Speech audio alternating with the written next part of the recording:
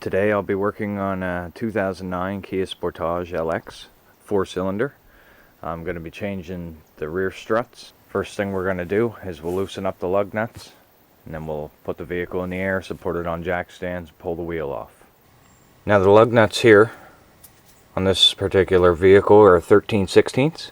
The factory ones, as you see here, you see the rust? Well, what'll happen is it'll actually flare itself out and becomes bigger than 13/16. So you might have to hammer it on. Now that our wheels are off, as I'm doing both sides at once, here we have our two pinch bolts here that run through, and we have this one here, and then we have the top mount, and I'll open the hatch there and we'll have a look at that. But we definitely got to take these two out. This is for your sway bar. This is the link kit here. As you see, it runs down. We're going to disconnect that, pop that out. Now this nut here is a 19 mil.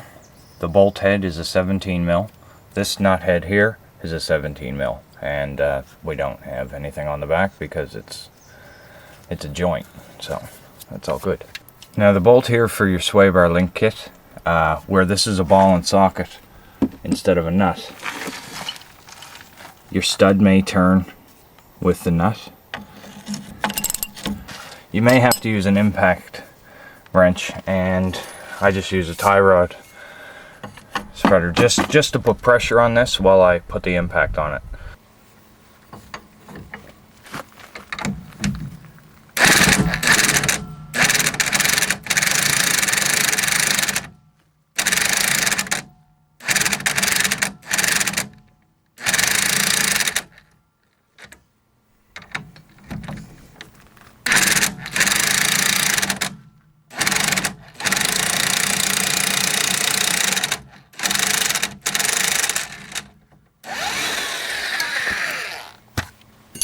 There, just like that. And you'll know if it's coming off if you hear the clicking. This is a complete circle. However, the circle only runs to there, and then this is a backing. So you could actually get a wrench onto this, which I didn't know. See how it's there? So, if you don't have an impact, you can get a wrench in behind that. As you see, I've got the first bolt removed on the bottom. This one's already loose, so I'll pop this out.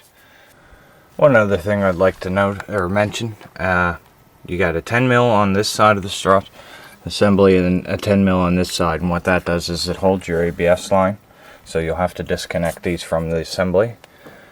Just leave it there, and then this will come right out. Now that our bolts are removed from the bottom, and our nuts taken off our sway bar link kit, and we've got our two 10 mil bolts out for our ABS line, you can kind of just do that and it'll free it up like this. So that's everything from down here. Now we got to go into the hatch, and we've got these covers here, one here and one here. These got to come off, so I'm just using a screwdriver, but you just want to put it in that groove and not push all the way down because it's actually on the tab, and then just pull it off. Now we have three bolts, or three nuts.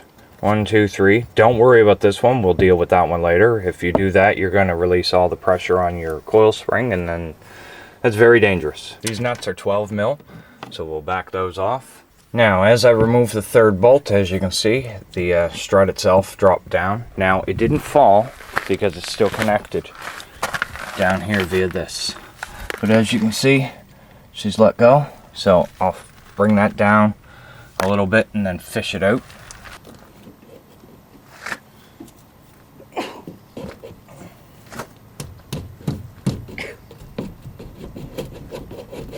Just like that. Careful. And that's how you remove it. I've got new assemblies here. Gabriel Ultra G-Force G56821. That is the passenger side. And driver's side is 822 instead of 821. So before we put on our new assemblies, we have to take our coil springs off. So I've got my coil spring compressors. I'm going to mount them, compress these springs, remove the top nut, take off the top plate, remove the spring, put the spring onto the other one, put the top plate back on, and put the nut on, and then I'm ready to install. Now that I have my coil spring compressor on, now that our coil spring is tight, you can see because it actually moves inside by hand, which means the tension's taken off. I can release the top nut and we can take the top plate off. Now the top nut of the strut assembly is a 17 mil, and it's already marked on this one. See, what they've done is they've marked the top of the nut as well as the stud, so they line up. That's for warranty and such. So once the spring compressor's on, you can take the 17 mil and take your top nut off, pull this off. You've got a spacer in here. Move those out of the way. Pull your coil spring off. Take your cylinder boot and discard your old strut. Well, almost. You got a rubber down the bottom that comes out. And we'll line that up in our new strut. That way it's not metal on metal.